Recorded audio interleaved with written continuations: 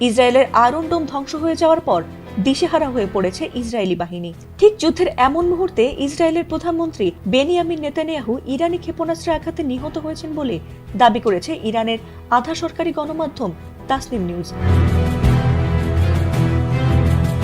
Iran এই যুদ্ধের প্রথম দিকে সস্তা ড্রোন ও মিসাইল ব্যবহার করেছে, আর যুদ্ধের এমন পর্যায়ে এসে তারা শক্তিশালী মিসাইল ব্যবহার করছে। আর ইসরায়েলের আয়রন ডোম ধ্বংস হয়ে যাওয়ার পর ইরানের কোনো মিসাইলই তারা প্রতিরোধ করতে পারছে না। আর সে কারণেই ইরান খুব সূক্ষ্মভাবে নেতানিয়াহুর বাড়িতে মিসাইল হামলা চালিয়েছে।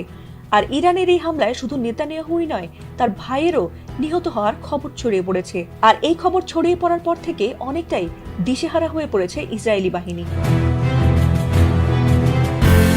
ইরানের সংবাদ মাধ্যম তাসনিম নিউজ জানিয়েছে, ইরানি ক্ষেপণাস্ত্রের আঘাতে নেতানিয়াহু সহ একই হামলায় ইসরায়েলের জাতীয় নিরাপত্তা মন্ত্রী ইতামার বেন-গাভিরও আহত হয়েছেন। প্রতিবেদনে মার্কিন গোয়েন্দা কর্মকর্তা স্কট রিটারের এক্স পোস্টে বরাত দিয়ে বলা হয়েছে, ইরানি ক্ষেপণাস্ত্র নেতানিয়াহু সরকারি বাসভবনে আঘাত হানার পর ঘটনাস্থলেই নিহত হয়েছেন নেতানিয়াহু। এ সময় তার বাড়িতে উপস্থিত ছিলেন ইতামার বেন-গাভিরও, আর তাতে তিনিও আহত হয়েছেন। তবে যে অ্যাকাউন্ট থেকে এই পোস্ট করা হয়েছে সেটি আদৌ স্কট রিটার ব্যবহার করেন কিনা কিংবা তা ভুয়া অ্যাকাউন্ট কিনা সেটি এখনো নিশ্চিত হওয়া যায়নি।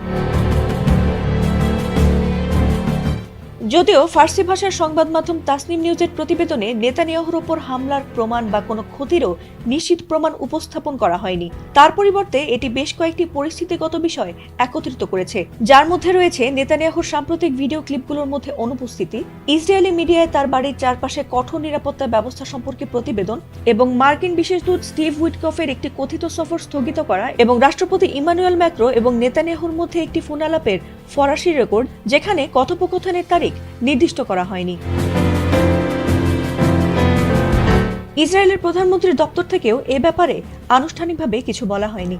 প্রধানমন্ত্রীর দপ্তরের রেকর্ড বলছে, নেতানিয়াহুর নামে সর্বশেষ বিবৃতিটি দেওয়া হয়েছিল গত 7 মার্চ। সেদিন ইসরায়েলের বীরশেবা এলাকায় ইরানি ক্ষেপণাস্ত্রের আঘাতে আহত কয়েকজনকে দেখতে গিয়েছিলেন নেতানিয়াহু। ইরানের সংবাদ মাধ্যমে অবশ্য নেতানিয়াহুর নিহত হওয়ার খবরটি প্রকাশ হওয়া নতুন কিছু নয়। এর আগে গত 2 মার্চ একটি ইরানি সংবাদ মাধ্যম তাদের প্রতিবেদনে দাবি করেছিল যে ইরানি ক্ষেপণাস্ত্রের আঘাতে ইসরায়েলের প্রধানমন্ত্রীর দপ্তর ধ্বংস হয়ে গেছে এবং তিনি নিহত হয়েছেন। তবে ইরানের শক্তিশালী মিসাইল হামলা শুরুর পর থেকে এখনো পর্যন্ত গণমাধ্যমের আড়ালেই রয়েছেন নেতানিয়াহু।